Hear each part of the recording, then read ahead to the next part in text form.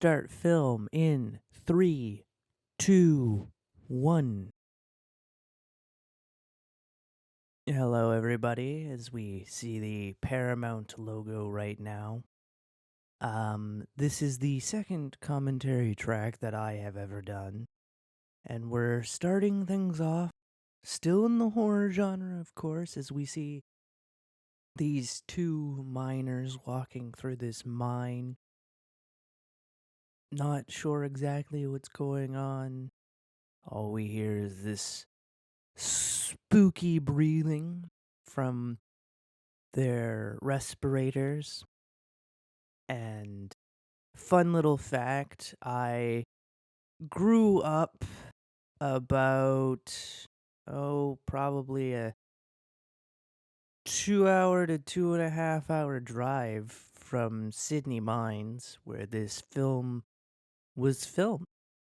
I've never been to Sydney Mines in Nova Scotia or Cape Breton in general.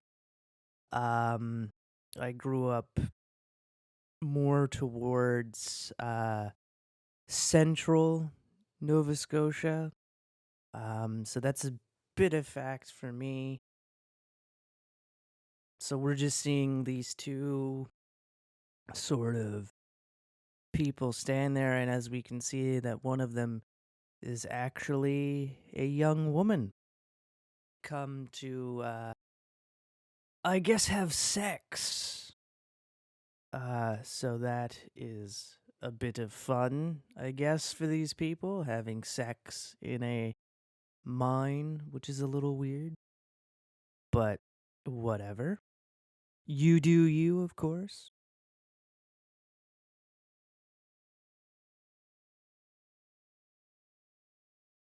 Of course, this is considered one of the greatest Canadian slasher films, along with Black Christmas.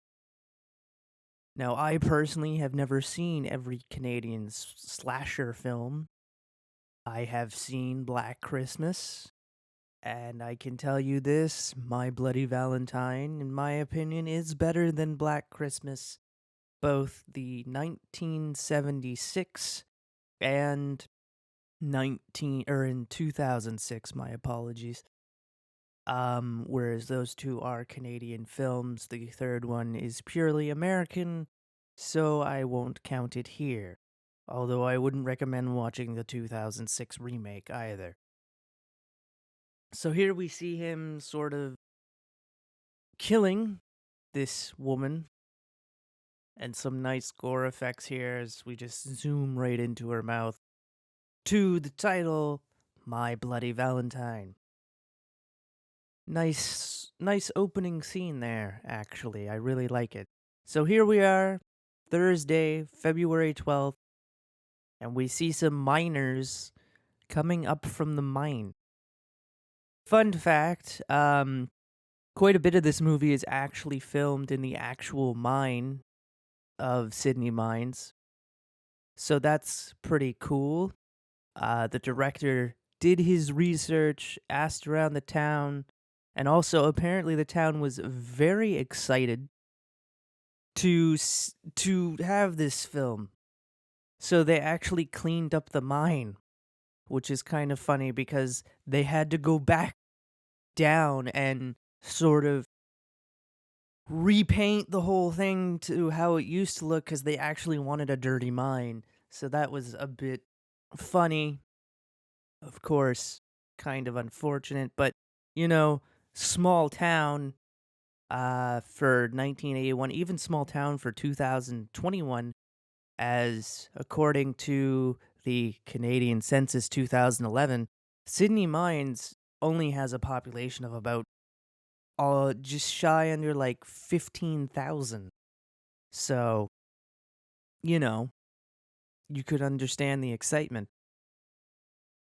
So, here we have the shower scene, which apparently is exactly how miners have showers. And so that's kind of interesting. And apparently the water was very cold as there is no heat.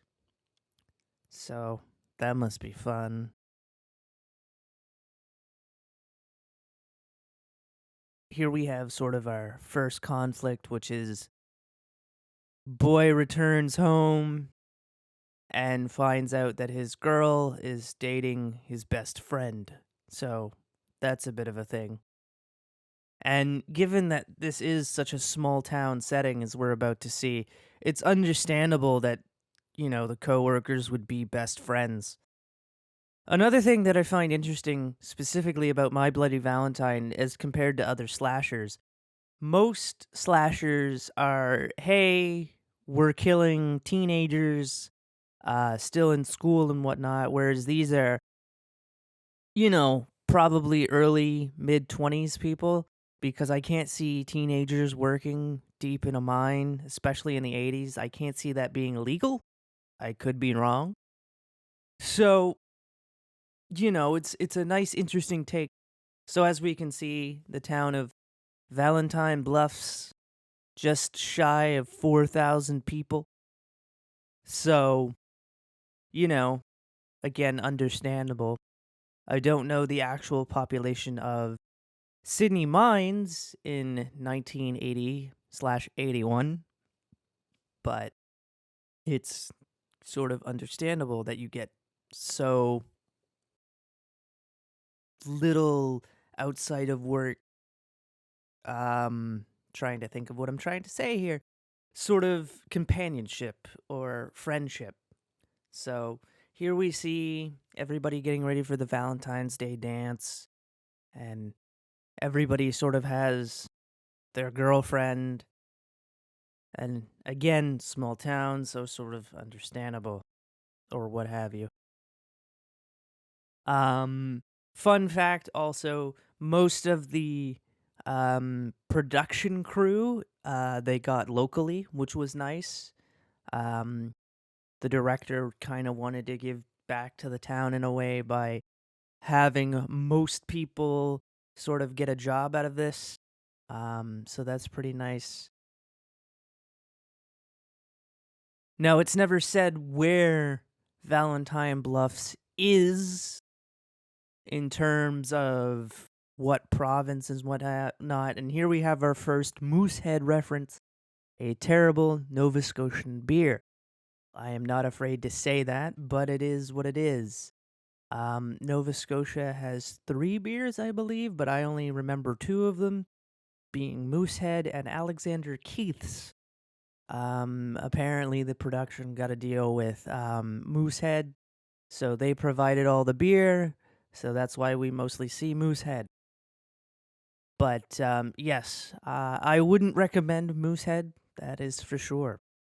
Quite terrible. So, yes, just a bunch of people drinking. It's weird that he says kids because, again, they work in mines, so it would understand that they're at least mid early 20s, but then again, old people call everyone younger than them kids or kid, so there you go. Now, the police chief here is actually played by a famous Canadian actor. Apparently, he was the first successful Aboriginal actor. So that's pretty cool.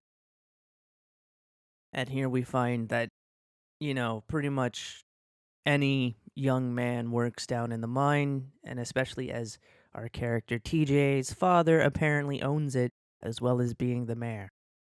And that TJ went out west. We know that the movie takes place in Canada, at least, as he said, out west. So there you go. And of course, the prank kind of went off successfully, but also kind of backfired, as now some things can't happen.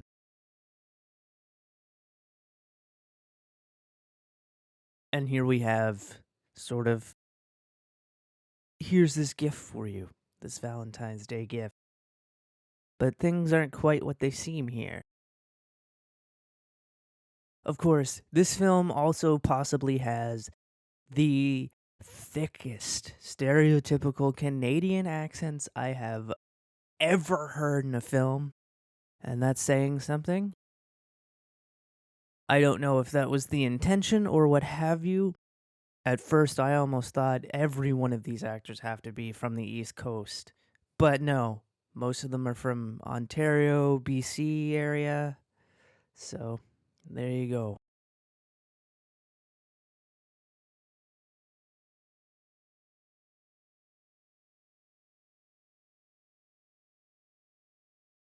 And here we have the heart. And they don't know if it's a human heart or not, but they know something could possibly be up. So that's a bit of danger. Also, this dog that you see here isn't actually even supposed to be there. It was just a random dog that ran off, and they weren't sure if the car was going to hit it, actually. And this bar was, in fact, a real bar. So that was kind of neat. Although most of the people we see here are just actors. Now, this gentleman here, this barkeeper or bartender, kind of reminds me of former professional wrestler Lanny Poffo, brother of Macho Man Randy Savage. They have a very similar speech pattern and almost the exact same voice. So, kind of was like, oh, cool. But of course, this was much before Lanny Poffo and Randy Savage came to the WWF about 4 years beforehand. So here we see the character Axel losing a game of, I can't even remember what the name is, but he just lost as he cut his finger. Also, I should mention that I am also watching the uncensored version or uncut version of My Bloody Valentine. So I have an extra 3 minutes of footage if you are not watching this version. So here we have a bit of backstory as to why there hasn't been a Valentine's Day dance and sort of meeting our supposed antagonist of the film, our killer, as there was an explosion. Of course, this explosion was done in a studio, as you can't really blow up a mine. I mean, you could, but it would be very dangerous and very costly, and the town might have lost most of its income.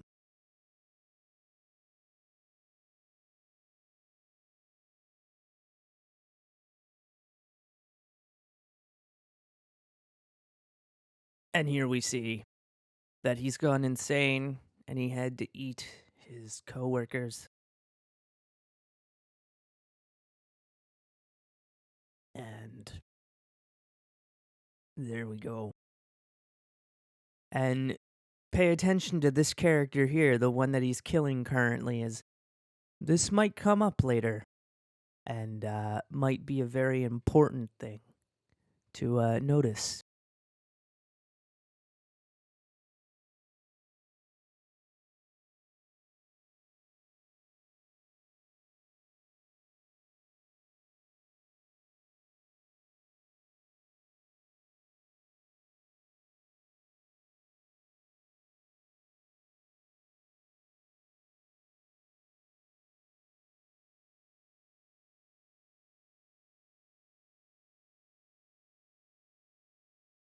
Yes.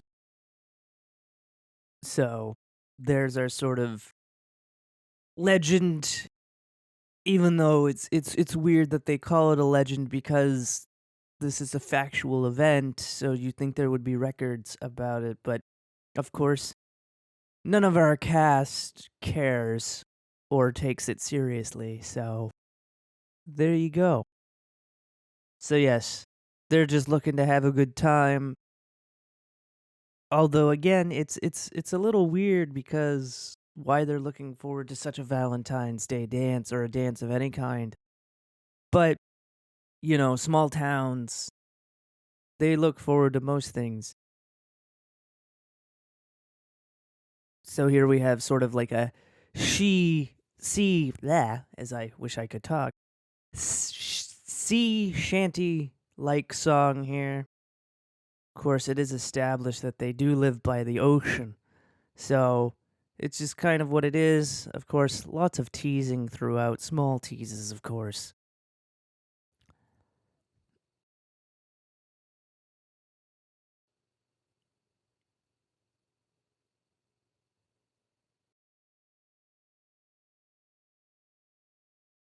Sort of this love triangle, as we discover, between the character TJ here with the cigarette and Sarah and our friend Axel. Sort of thing going on. Kind of hard to figure out exactly what he's doing because they don't show you, and as far as we know, there's only pool tables around. So it's kind of odd that he's just sort of throwing something that we don't see against something. We just hear the noise. Here we are at the hospital. They're waiting for a response to see what it is.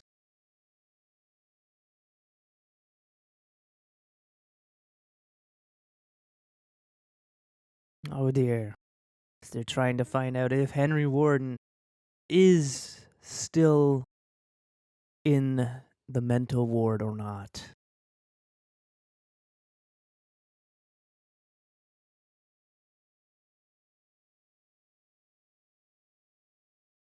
And here we have the heart.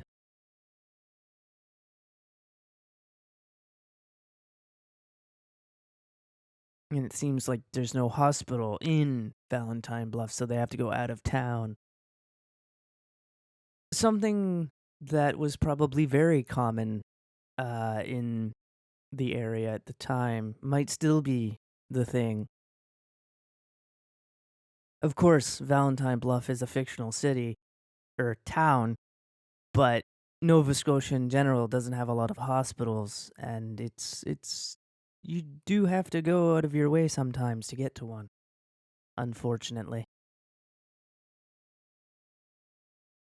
So here we see just some boots walking, but we hear that all familiar breathing.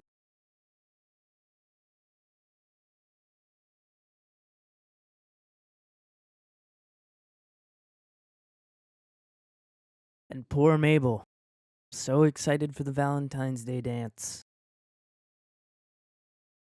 And it seems like she's in a bit of trouble, perhaps. Also, one thing that I didn't notice when I watched the film in preparation for this was that she owns the laundromat. Of course, my first viewing of My Bloody Valentine was on a Canadian television channel called Scream, which basically showed horror films with commercials, of course. Um, and it was not the best quality. Um, the version that I'm watching now is excellent, excellent quality. They really did a good job. Shout Factory did. So, props to them for this transfer and everything. So he's placed down the Valentine's gift box, and she's very excited, thinking it was the sheriff or chief. But all she finds is a note.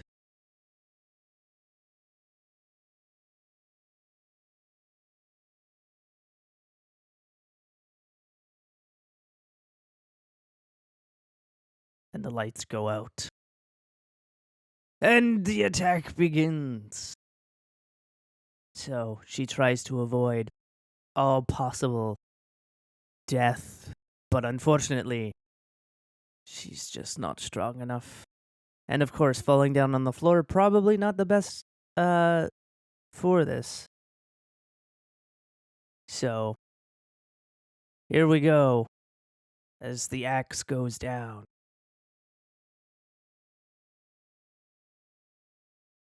And then we have the junkyard scene Of course, we've got some car dinner here. Something that is somewhat common even today, I would say, as some people would warm up their food by revving up their engines. Um, Not something I've ever done, but I imagine on long trips and you're out in the middle of nowhere, it is quite possible that you may need to warm up your food on your car's engine. I don't know how safe it is, but it is a possibility. And then the harmonica starts playing.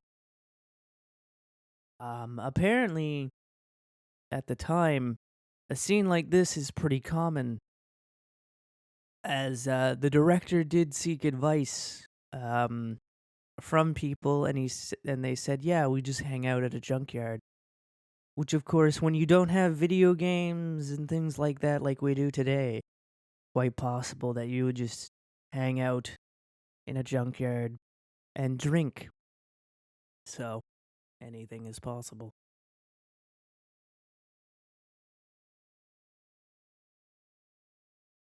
So here we establish that the conflict is real. So they're just sharing some hard liquor and playing the harmonica. But you can feel the tension here as they both love Sarah, but you both can't have her.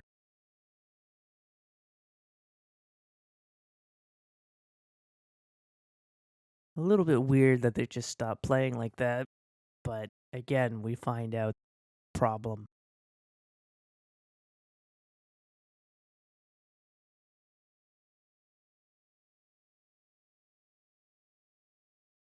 A boot. I don't think I've seen a movie that says a boot as much as this film. I haven't watched every Canadian film that's out there, but out of the ones I have, it's very rare, sorry, to hear a boot. So, this film is the perfect Canadian stereotypes. The only thing that you pretty much miss in this film is some other slang terms like hooser and things like that. But a boot is very well heard.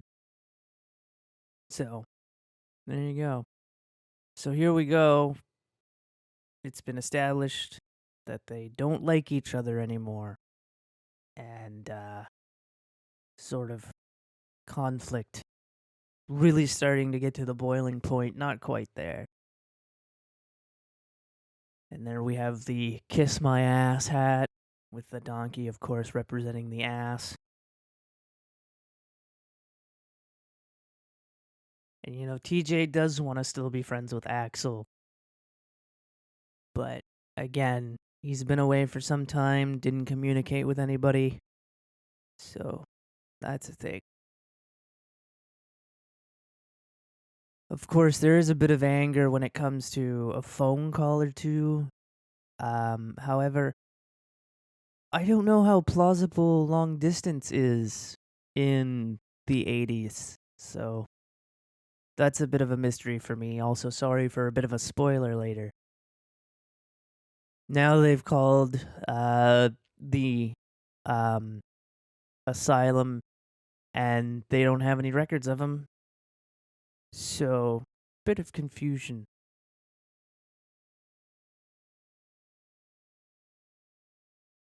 Very weird that they don't have any records.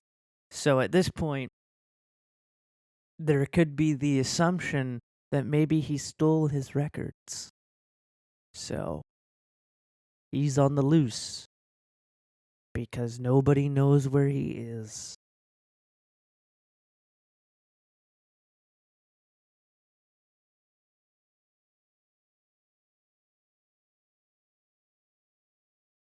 And just sort of this angry hang up. And understandably, the town is. Or these two are freaking out. I shouldn't say the town is freaking out because they are keeping things a little low.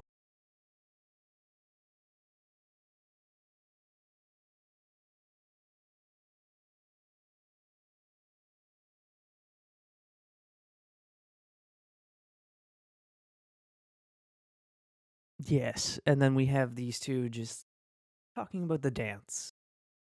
And one of them's looking forward to it. The other one, not so much.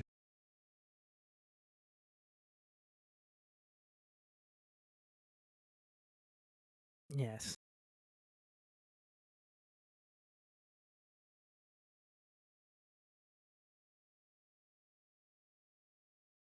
Now, see, she talks about this, but unfortunately, what she ends up again, sorry for this next spoiler. She ends up wearing something pretty tame, even by today's standards. And here we have the chief walking into Mabel's, probably to talk to Mabel about the dance. But little does he know.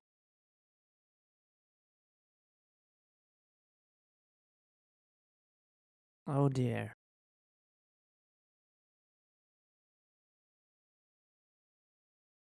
And then you just see there's some dryers going, but wait, there was something off about that one.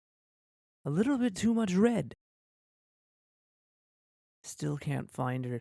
Also, I do find it a bit odd that no one's in the laundromat, even with as low as a population as the town had.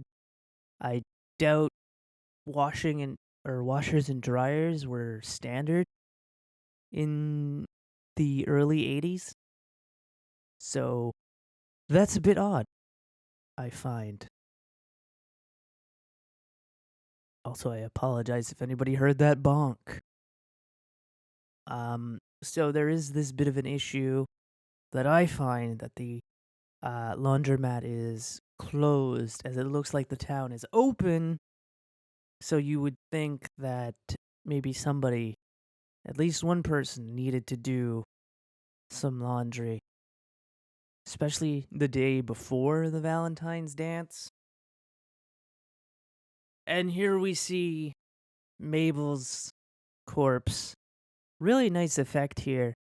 Again, most of this scene that I'm commenting on uh doesn't exist in the theatrical version, so I apologize for that, but really nice effect there. Just with the spinning corpse and how burnt it is, and of course the blood.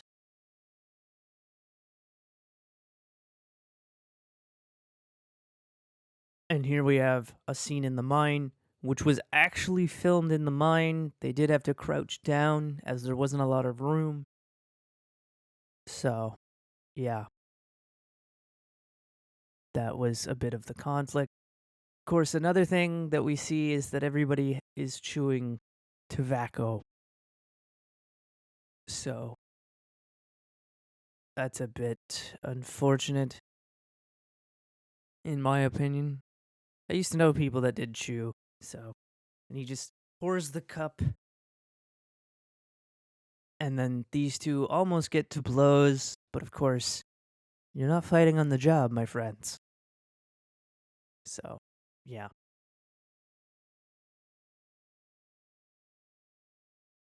So, yeah. A lot of sort of small town, East Coast things. Um, I knew quite a few people that did chewing, so it's always fun.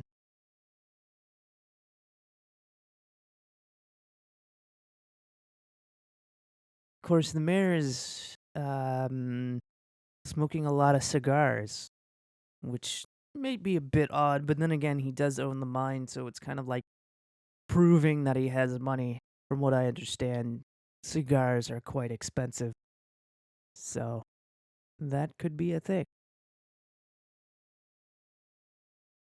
So, yes, they're talking about keeping everything a secret, keeping things quiet in fear of having the town go into a panic. I think it would be a lot easier for the town to have a panic considering it's a population of under 4,000 people. Of course, hope nobody sees the corpse there, Chief, because that's one hell of a fucking heart attack, I tell you what. Based on how cut and burnt she is, that's one hell of a a panic attack. I guess she fell on a pickaxe and then fell into an open dryer, and when her feet hit close the lid, cancel the dance, y'all. That's all you have to do.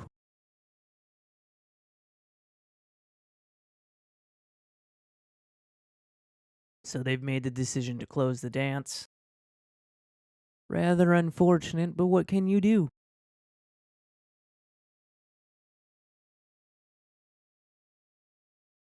Yes, so they've decided it's done. Get out of here.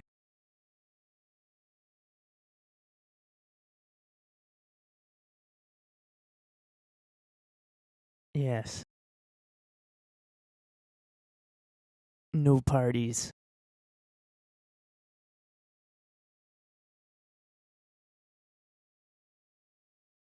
Very weird. He's like, yeah, they're looking for an excuse. I mean, they were looking super forward to this. Like, even the mayor, so, you can't say that. And here we go. Do we have fight number 2 brewing? As my Canadianness starts to bleed through when I said brewing there. Haha. Now all the soot that you saw there was makeup. It wasn't real. All the soot that we've seen throughout the film has been makeup, so interesting choices that they chose makeup. But again, you wouldn't want anybody breathing in any actual soot.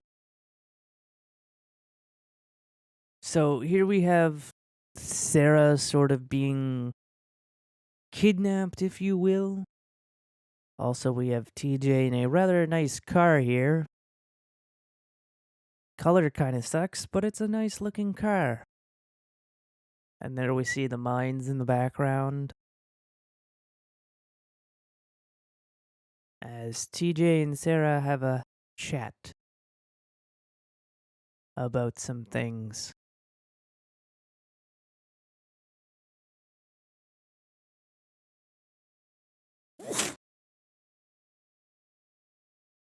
Yes, sort of the love romantic speech here. I'm not going to comment too much on this, so I'll comment on something else. Um, Apparently it would take about an hour to get all of the equipment and the crew down into the mines when they went to film. They would send all the equipment down on the sort of train car, and the crew would go down on the elevators, 10 people at a time. And then they would send the crew back up for lunch, and they would cover up the equipment. It's not too clear. My apologies. It's not too clear. Um, if they brought the equipment up every time they went up, or if it was just at the end of the day.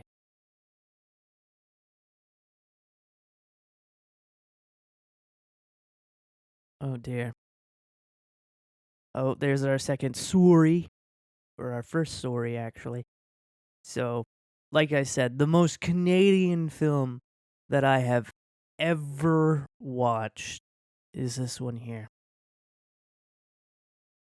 And like I said, I haven't watched a lot of Canadian films, but out of the ones I have seen, the most Canadian one right here. Oh, it's sort of skee ball. Okay. Skee ball table. Didn't realize that that was there. The time that I watched this and only noticed it now. My apologies.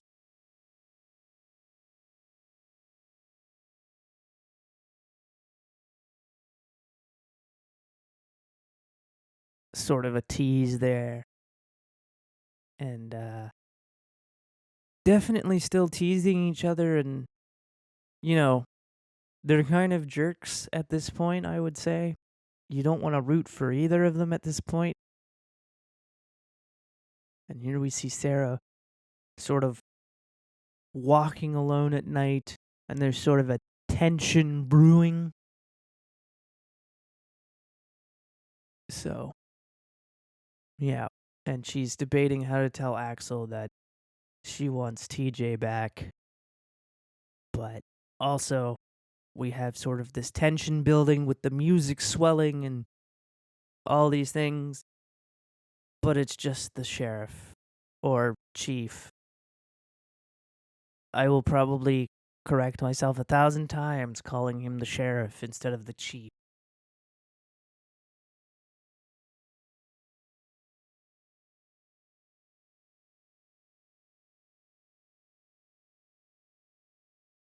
So she just kind of walks back into the house. I initially thought she was actually going to die here, but nope, just being let in.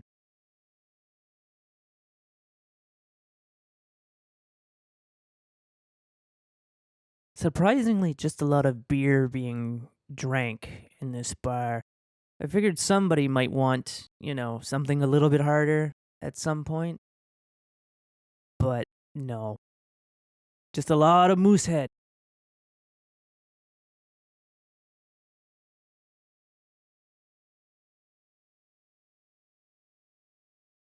And everybody thinks the mine's a great idea.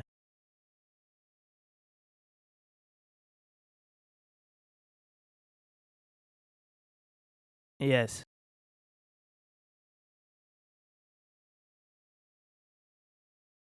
Everything. Pool table, rec room, everything.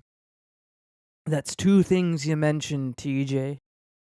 Just to shut the fuck up there. Perfect.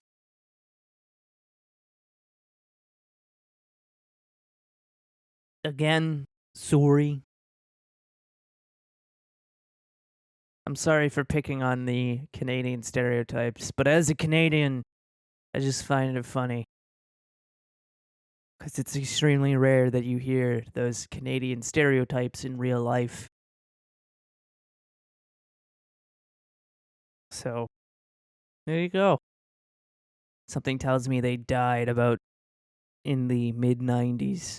They weren't as heavy as they were in the 80s and the 70s. Well, well, well.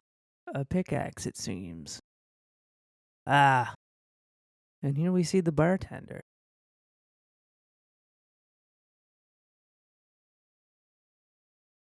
And he just breaks in. Because, breaking and entering is a totally perfectly normal thing, sir. And the chief rolls up to check on the mine.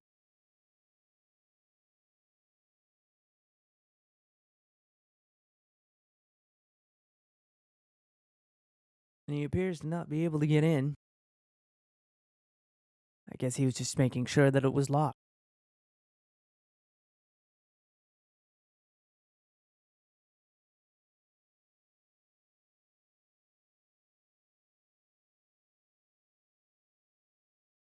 So he plans on just scaring them, keep them the hell out.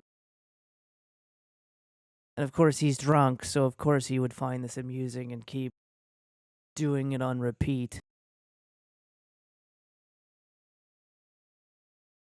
So, there you go. Does it 3 or 4 times, kind of thing. Very strange. And that time it's the real Harry Warden, and that nice eyeball pop there as it slits right through the neck. Very, very nice death scene. Um, Again, if you're watching the theatrical version, I apologize, as that scene is probably cut. And then he just drags the bartender away. But the real question is, how did he get that mock-up down so quickly without making any noise? I would think it would take more than 2 seconds to get that down.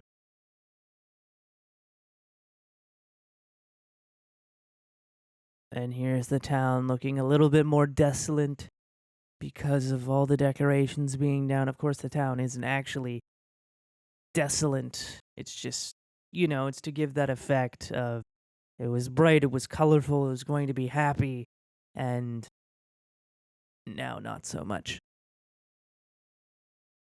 And here we go. They're set up for the party. And here we have the party being all set up. And throwing things and they're ready to have a good time. They're going to put all the decorations up themselves. It seems really sort of dumb to put up the decorations, but whatever. They want to have a proper party. Let them have a proper party. Or has it? Uh-oh.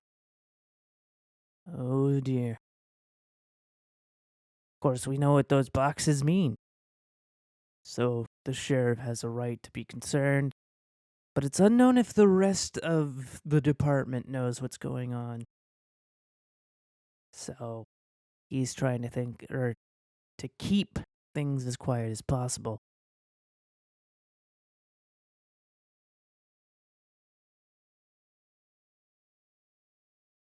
As he begins to open it, but we just see chocolates.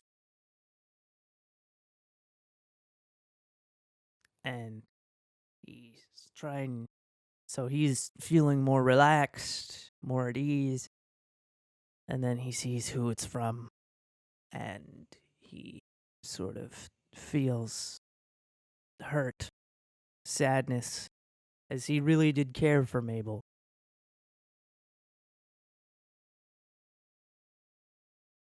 Yes. And there we have a bit of change from the moose head. It's a little bit weird, but whatever. As most people I know from Nova Scotia actually like Labatt's Blue more than most beers, including your Keith's and your Moosehead. Again, I'm not a beer drinker. I think it all tastes like piss, or smells like it at least. I prefer my vodka. And of course, there's still some Moosehead around.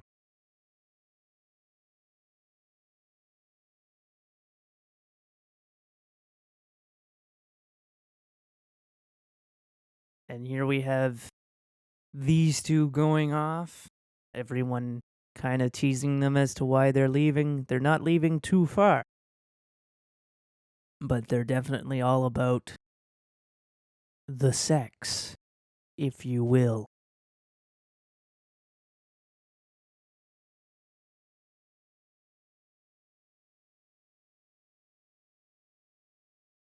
It's just a random thing going here where it's like this person wants to leave town. Just sort of like a random throwaway line here because we never really met this character. We've never seen this character up until now, really.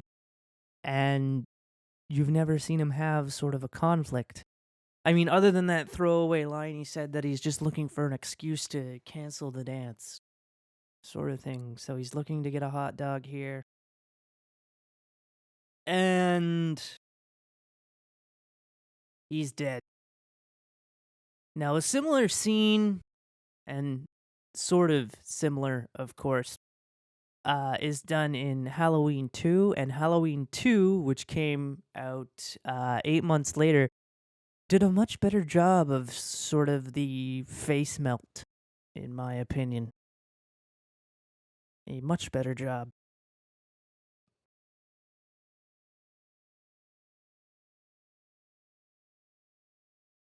And then he wants to go to the mine.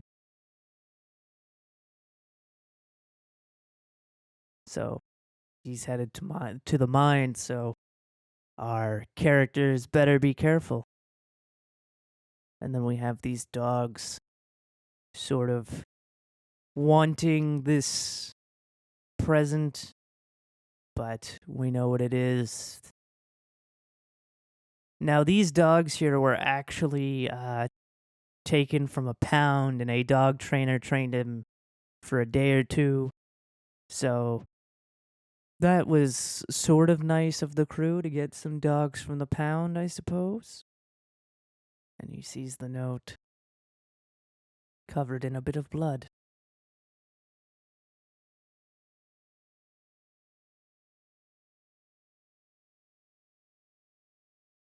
And then he's just, what fucking party?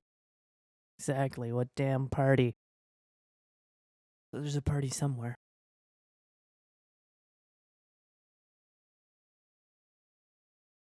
So he picks it up. You can see all the blood on the ground and in his hand. Now, of course, well, I was about to say, how did Harry know about this? But we just saw him kill the bartender the other day who kept mentioning those damn kids. And of course, we have the beer snort there, which probably sucked. Yes. And we see that Axel's a bit of a dick.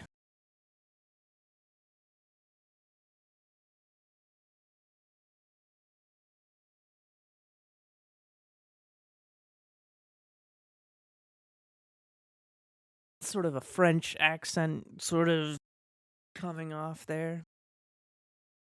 Or slipping.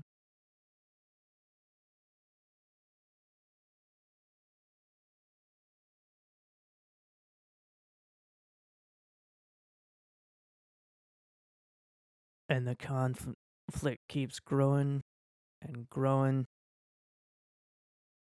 And finally, they've come to blows.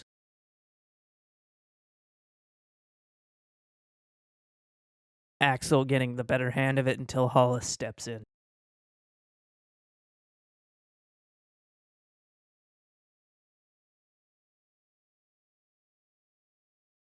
And Hollis just kind of taking command of the situation, kicking them out. Well, kicking Axel out as Axel just grabs a beer and gets the hell out.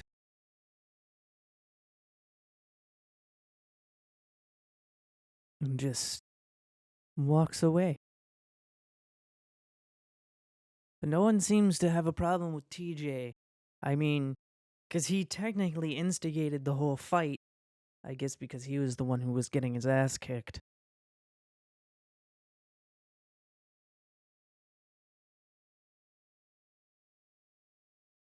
Sort of calming of the scene.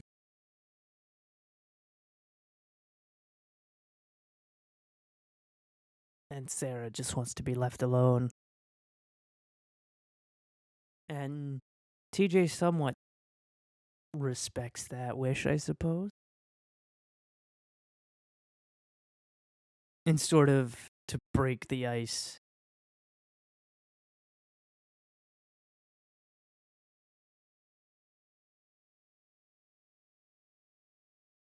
A little punchy myself. Rather weird line. And Axel's just kind of on his own, drinking, crying. Unfortunate. And we're back to these two just sort of making out.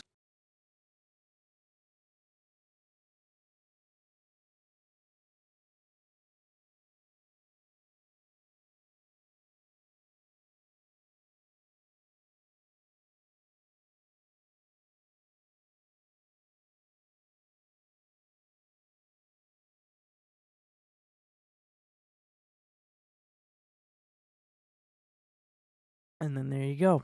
Sort of a how does this work type thing going on. And he just pulls out a condom.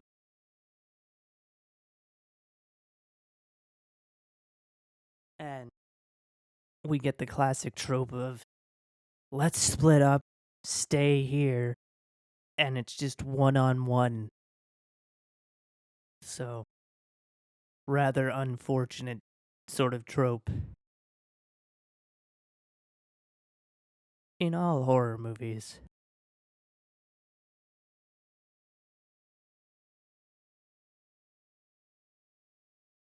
Very few Valentine's Day horror films.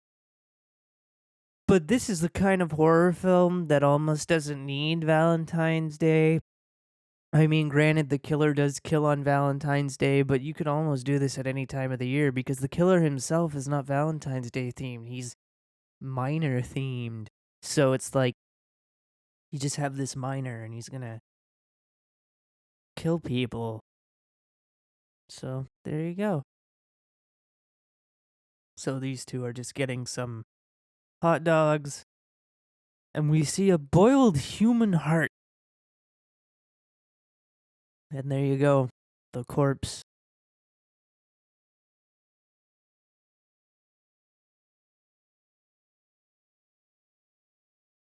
And then we see this scene here where she almost looks uneven or unnerved and upset, and it's kind of like, interesting.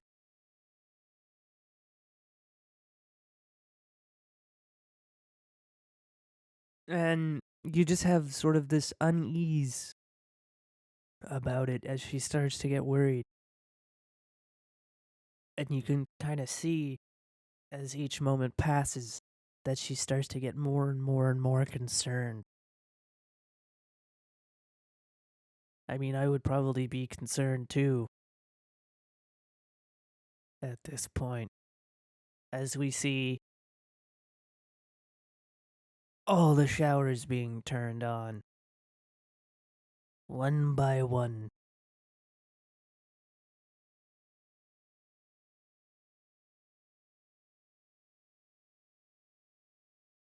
And here we have all these coming down and just having a bit of a shock. In terms of production, it was about 20 people pulling on all of these.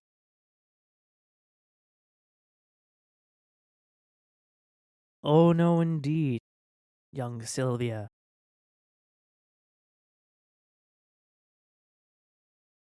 And we see the dead corpse of the bartender, and there he is. The screaming here was great. She's just freaking out.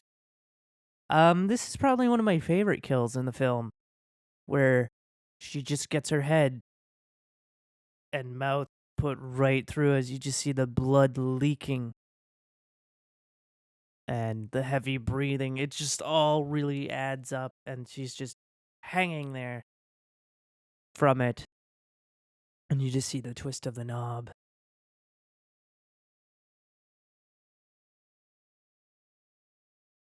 And now we see John. But will he get his comeuppance now as he looks for Sylvia? Now, ironically, you see the steam coming up there, and it's like, where is the steam coming from? Although it's never established in the film that it's all cold water, so movie magic perhaps, that it's actually hot water coming out. And then John finally sees what's happening. And this is also kind of why it's my favorite kill, because you just see the water coming out from her mouth. So it's almost as if she's become the new shower pipe, as there's no shower heads with these showers.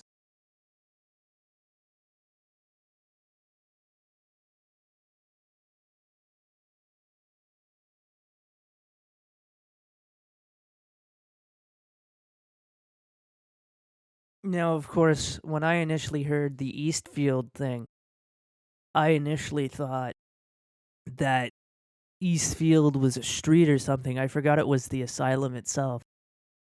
So, yeah.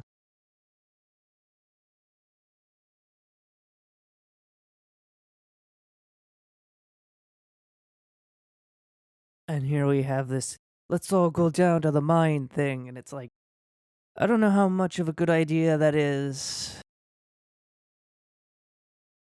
but there we go. Get that six pack for gear, right?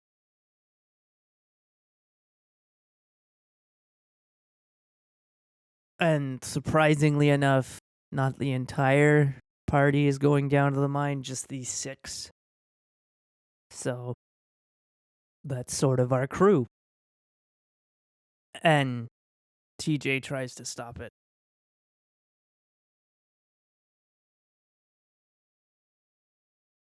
You know the rules, and so do I. But screw the rules, 'cause we're drunk, I guess. So they all have blankets. Something about filming is they would often have to delay some of the filming down in the mine due to methane buildup. So that would sort of halt production a bit, and they would try to make up for that, in ways. So overtime would sometimes happen on filming days and whatnot to try to make up for days they would have missed due to the buildup. Because they also didn't know if they'd be allowed back into the mine um, again, so they would try to get as much done as possible down in the mines. And of course, with the mines not having any light, you know, you could do as much as you wanted, I guess, in terms of filming. Although I can't imagine that many people would work for a long time, because especially down in a mine, I would imagine that would get quite spooky and quite unnerving, claustrophobic, if you will. So here they are taking the car down into the mine. They sort of make it feel like a roller coaster ride, which is a bit somewhat weird, but whatever. First time for everything, I suppose. So their first time down, so they're feeling sort of like it's a roller coaster.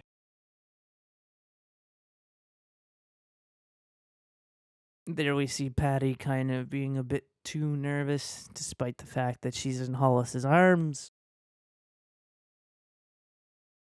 And here we have the carts coming to a stop. Of course, this is a real mine cart here.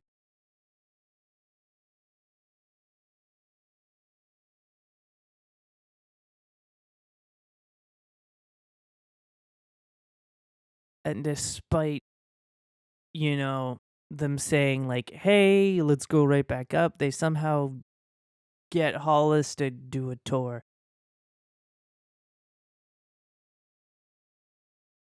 Now, of course, he says that they're going to get chilly down in the mine, but apparently the mine was quite warm, according to the director. So that's pretty interesting.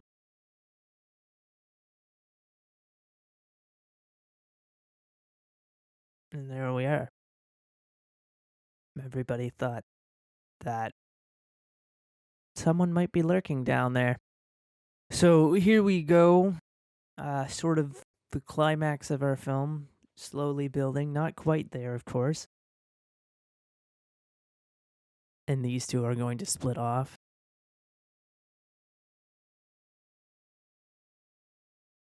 They keep saying they're going straight up, yet they go deeper and deeper into the mine every second. Also, if you're finishing in 10 minutes, that's I don't know if that's something you want to brag about.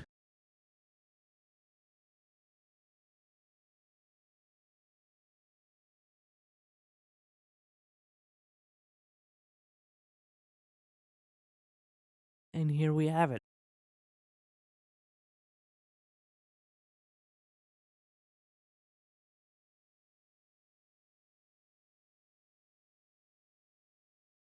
Rather dark. You'd think there would be at least some light somewhere here, but And even I understand that it's, the 80s, early 80s, but you would think, and here we see how everyone knows that shit's gone down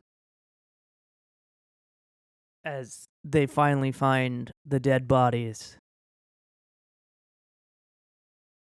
And here's John coming back to tell everyone that Sylvia is dead.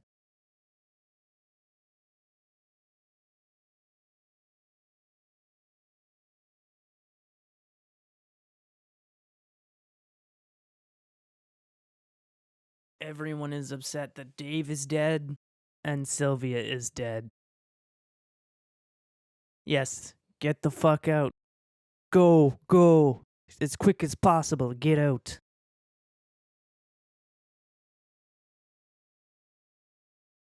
So Axel and TJ sort of become our heroes again.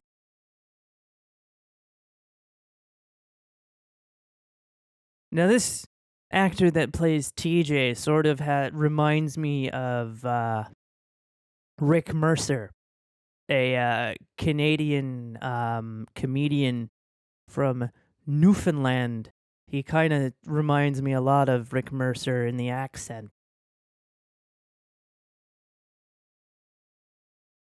So those two have decided to go on and find the others down in the mines. And of course, they're trying to get everybody the hell out, making sure that they're out. And then they go off into the mines. So now we're really the sense of urgency, the sense of getting the fuck out. Here we go.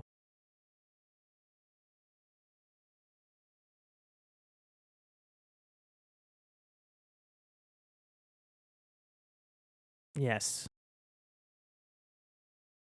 And so we have those two again going off. Slow elevator, though. Very slow elevator. I suspect that that's because if the elevator went too fast, it could collapse the mine. I'm not 100% sure. I've never been down in a mine or anywhere near a mine, so I don't know how mines work. So there is a bit of worrying, and of course, Hollis doing the dick move of scaring people.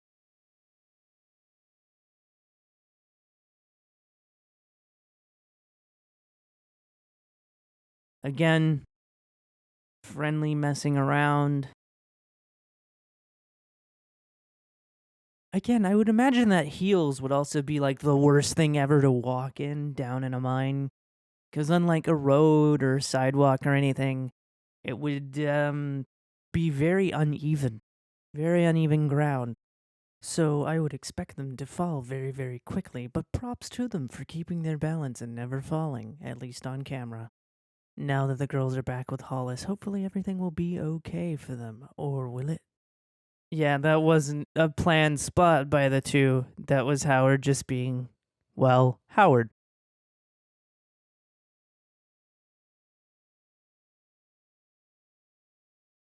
Know what I'm doing, he says.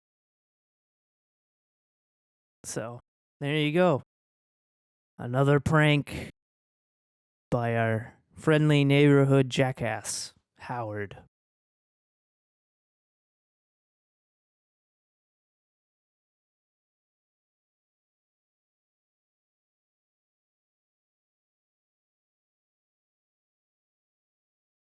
Yes, behave yourself, Howard. And there's the heavy breathing that we know all too well at this point in the film. So a certain someone has joined the party.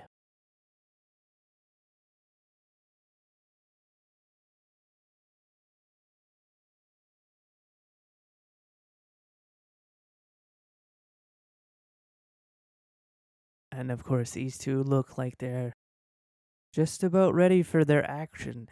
And I don't know about this part here, but this part, after finding out that the town painted it a bit white, makes me seem to think that maybe this white here was sort of painted. I could be wrong. And then you hear and see Mr. Warden just smashing up the lights. Of course, the light smashing was done in a studio, as I imagine it's pretty bad to actually smash real lights. So it's interesting that the Harry Warden scenes are filmed in studio there, and this, of course, is the real mine.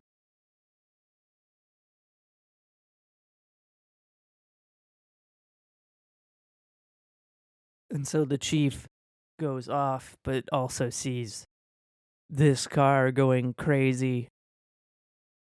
Shoutouts to Esso in the background there.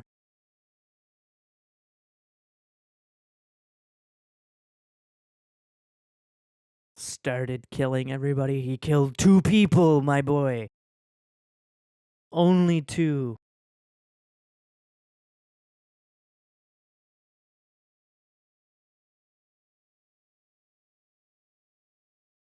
This is also one of those rare horror movies where the majority gets away. Usually most people die, but in this one, most of the cast gets away scot-free. We've had 3 people die, 5 people in total now die. And of course, we saw all those carloads leave. And then we have the 6 down here, plus Axel and TJ. So there are 8 potential victims left.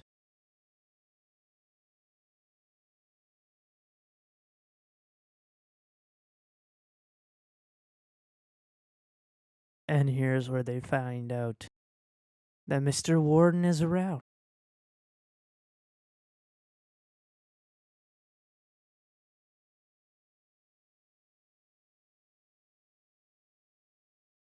Dead. They're dead. I'm sorry. I really am, but it's me having fun here. So, it is quite comical, these heavy Canadian accents. Tunnel 6.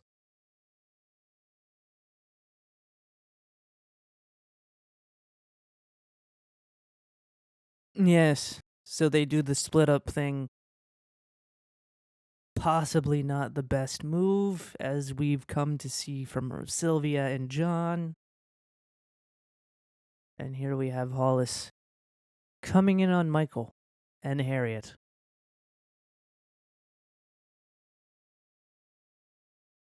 And if you are watching the uncut Shout Factory version, you're about to see clearly raw footage here that was untreatable back to treated footage, or what I will call treated footage, as we find Michael and Harriet dead. Apparently their whole death scene was still cut, and it's quite possible that the film was destroyed because we do not see their death. Um, it's very weird that we see those 3 seconds of untreated footage, as I will call it. And here we see Mr. Warden loading up a nail gun. And one shot. And the fact that it's right in the temple there, the side of the temple, and he's still standing is kind of a testament to Hollis here. Because I'm pretty sure that would make most people die straight, especially when it's now one in the forehead and he's still standing. I thought there were more shots, but I guess I was wrong. But still, 2 shots directly into the skull. You would think that he would be in kaputs, but no. He's still standing for the time being.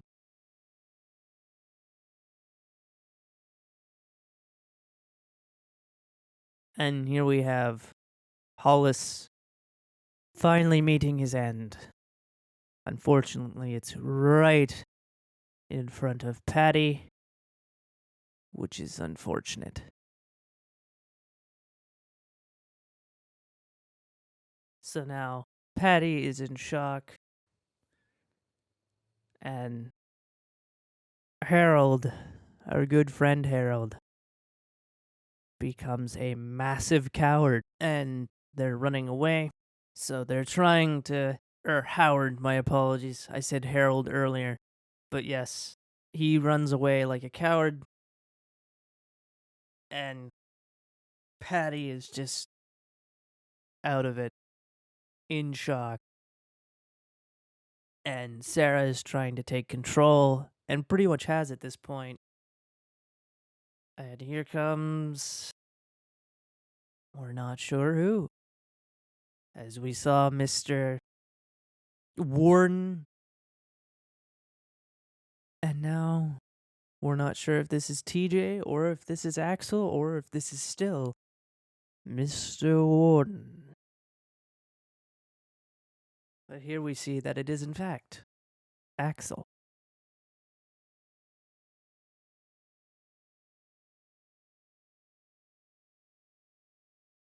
And Axel is trying to get them out. Patty doesn't want to leave.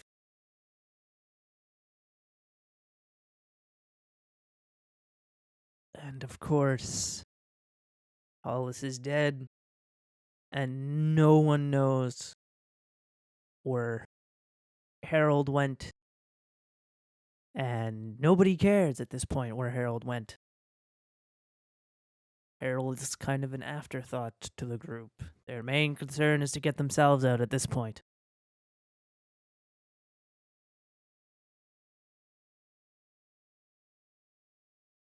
We have this nice sort of walking into the camera, as we're never sure what they're going to walk into.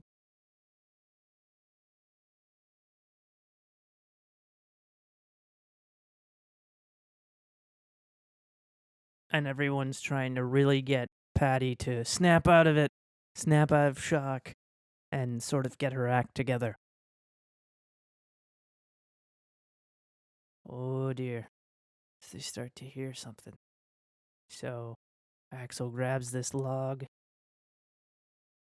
I really do like how they set this up that you can never see their face until they've actually already come into frame. So it could be Mr. Warden.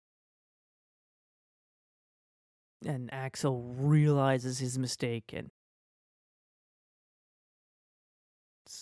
so yes, never find his way out. How unfortunate for him.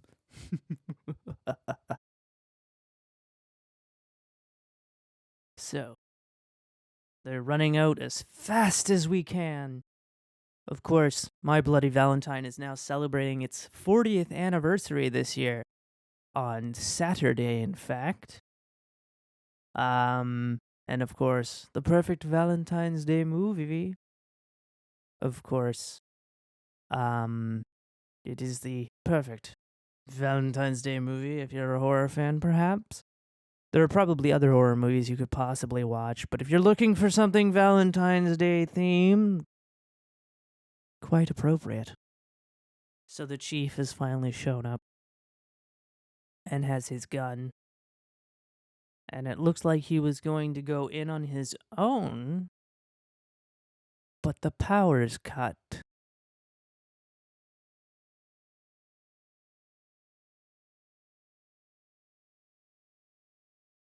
And Mobile 1 is being called upon. But we're not really sure why. Will we find out? Who knows?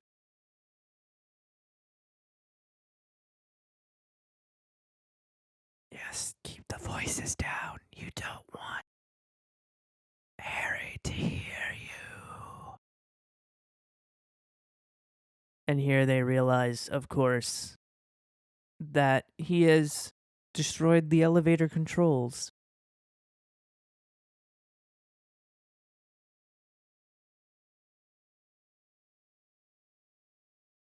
Oh dear. It is also unclear exactly when the film is filmed because it's definitely not filmed in February, as February would have some sort of snow, I imagine. It definitely looks like maybe it was filmed in the summer, especially since no one was really wearing coats or anything. Well, I mean, they were, but nothing too thick. So it must have been a very, very warm February that year.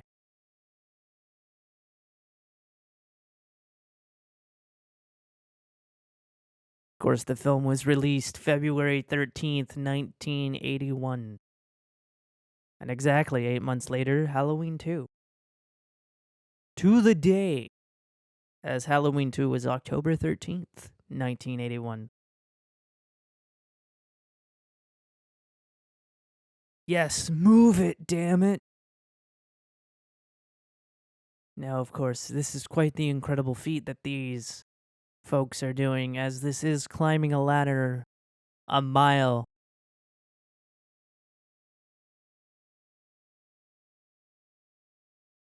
Asking to go slower, but Axel never really responds, so it's quite possible that he's just ignoring them. Oof. A bit scary. Stopping right here. And holding on for dear life. Sarah really taking that leadership role at this point. Ironically, they didn't go for the train cars, which was a bit odd. You'd think they'd go for the train cars. And there we see Howard's dead corpse as his head snaps off and the blood kind of splats into Sarah's face. And then they're like, oh shit, we should go down. He's up there. Fuck this. We're out, we're out, we're out. And very nice effect there with the head just sitting and spinning on the noose. And then they're going down, and you see the corpse just lying there. And they're just like, don't look. Keep going. Go, go, go. And boy, that blood just wiped off her face. Oh no, it's still kind of there. Alright, so they're gonna go.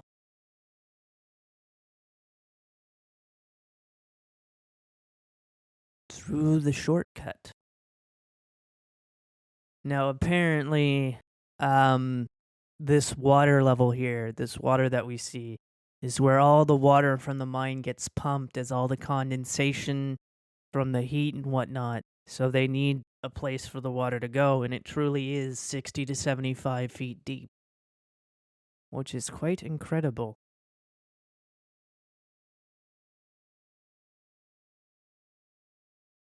So Axel is watching guard, I should say.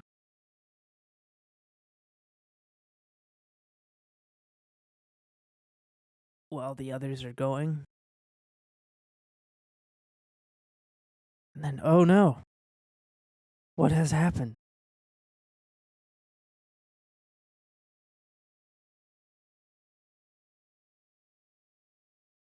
And it looks like Axel has fallen into his death.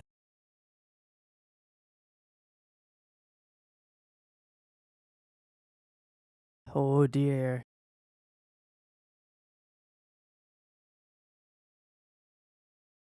It's very weird that they're like, we can't leave him here, and it's like, well, what do you want them to do? And I really like the bubbling effect. Kind of shows that he's drowning. And although it's a bit weird because you'd think he'd be swimming or something, but I guess something bogs you down. Or, of course, Mr. Warden hit him in the back of the head and making him go unconscious. And then we see TJ sort of splitting the group up again.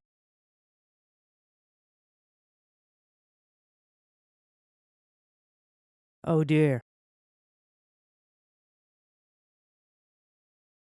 What on earth could have happened? Now, running back was probably not the best move, ladies. Uh-oh. So now they're all alone. So now they start heading back into the direction they were supposed to go rather than just staying put. Again, their concern is almost their downfall, as they should have kept going, but caring about their friends, sort of going back and not just moving forward, only being concerned with themselves at this point, despite that's what's being asked of them, which is to just keep going, don't worry about me, or so on and so forth. But of course, here we have Patty's death. Poor Patty. Just the pickaxe right into the torso. The least violent death in the film. This is pretty much all we see is her face. And then Mr. Warden. And we don't even see him removing the pickaxe from her torso. And here comes the rest of the police department to the mines. And the chief directing traffic on where he wants each car to go.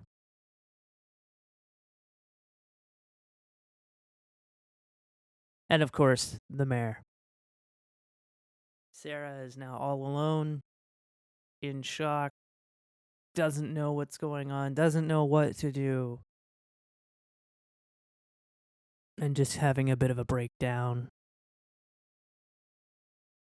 And, of course, the cheesy jump scare as TJ now meets up with her. And also has a bit of a cut. But we're not really sure what from. So now we're down to 2. And will it be a sole survivor situation? Let us wait and see.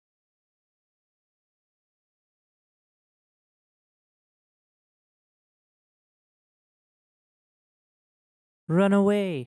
Run, run, run! Go as fast as you can. You cannot catch me! We are gingerbread humans. So now everyone decides to go walk down, and they finally get to the cars, and it's Mr. Warden. Mr. Warden has come to play.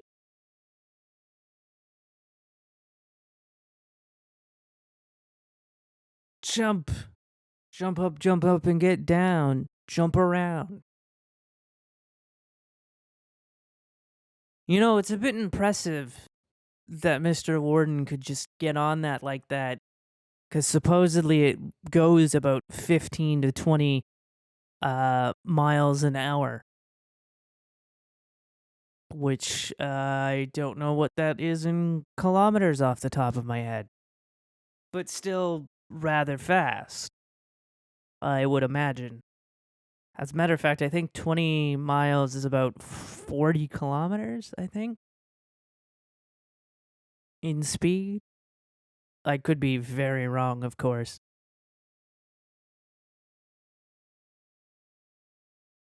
Oof. So now we have our final battle, if you will, as TJ and Mr. Warden fight with shovel and pickaxe. Of course, it is a real pickaxe and a real shovel. But of course, the police department is not far behind.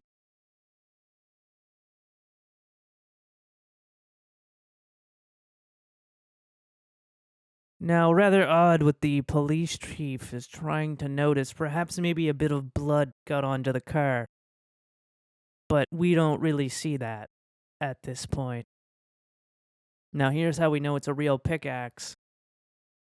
Because as he hits the wall, we see the sparks. I'm not sure how safe that is, but I'm guessing the methane levels were low that day to where they could make sparks like that. And of course, they go right through here into a set. This is not a part of the real mine at all.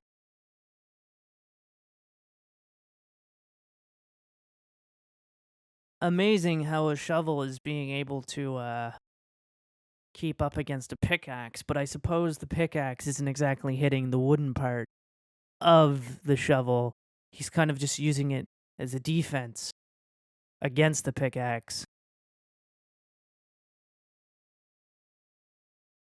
And it looks like TJ's done for, but then rock! So Sarah tries to aid by throwing a rock on on Mr. Warden.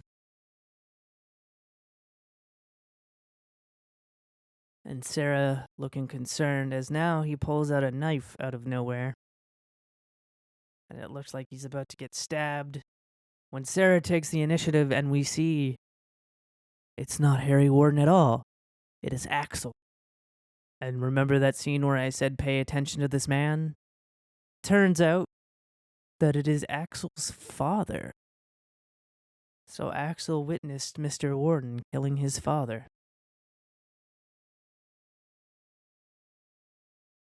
And they escape just in time as this little compartment of the mine falls on top of Axel. Now, one sort of cool thing is that the actor didn't know he was playing the killer until that scene was filmed. The whole time they had a stunt performer playing the role of the killer, and then at the end, we find out that it's Axel. So, up until that point, the actor had no idea that he was the killer. So that's kind of a cool little feature there, that it was a complete unknown until it was filmed. Almost kind of like your Luke Skywalker, Darth Vader is your father thing, which was kept a secret from everybody but Mark Hamill and the director and George Lucas until the film came out. But of course, whereas this is until it's filmed, I don't know if they exactly kept the whole thing a secret from everybody. So maybe not quite the same as that, but for the most part, we as the audience don't know that because he doesn't know that. Because he didn't know that until it was filmed. Then we see the hand, and Sarah runs back. It's a bit odd that she wants to see Axel. Because, again, he just tried to kill you. So, maybe perhaps a redeeming moment. Even though he did kill several of your friends. And here we have Sarah sort of wanting to show remorse. And then you see him grab the arm, and we see Axel cutting his arm off.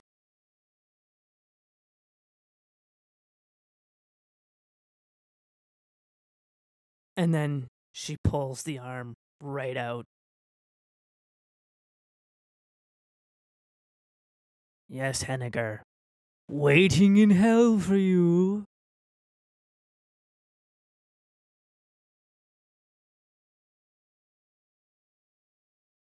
And we see that he's finally snapped.